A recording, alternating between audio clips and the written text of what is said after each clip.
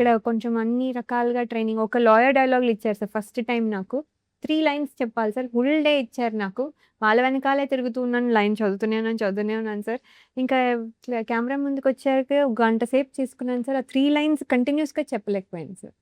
ఏం చేసినా అది రాకపోతే ఒక లైన్ తర్వాత ఒక లైన్ తర్వాత ఒక లైన్ చెప్పించి అది ఎడిట్ చేసి పంపించారు సార్. నేను అనుకున్నాను ఇక్కడి నుంచి వెళ్ళిపోతానని. మళ్ళీ నెక్స్ట్ రౌండ్ సెలెక్ట్ అయ్యాను. హ్మ్. సో, అలా సెలెక్ట్ అవుతూ వచ్చాను సార్ అక్కడికి కూడా.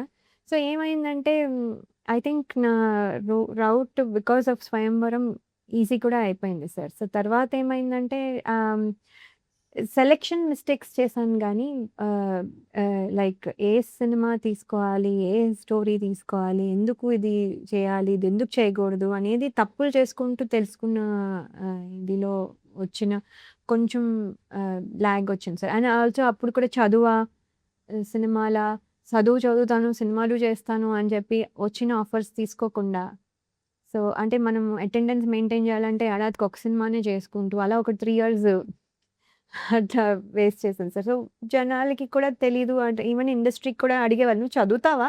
నువ్వు సినిమాలు చేస్తావా? ఏదో ఒకటి చెప్పు" అని. సో, 2 చేస్తాను సార్. 2 ఎలా కుదురుతుంది అనేవాళ్ళు. సో, అప్పటికి అయినా కూడా ట్రై చేసేవాళ్ళం సార్. సో, ఎప్పుడైతే ఇంజినీరింగ్ కాలేజ్‌లో అటెండెన్స్ ఇస్తానని చెప్పి ఇవ్వలేదో అప్పుడు మానేసేసి అప్పుడు ఫుల్‌గా ఫుల్ పికప్ వచ్చేసింది. చేసుకున్నాను.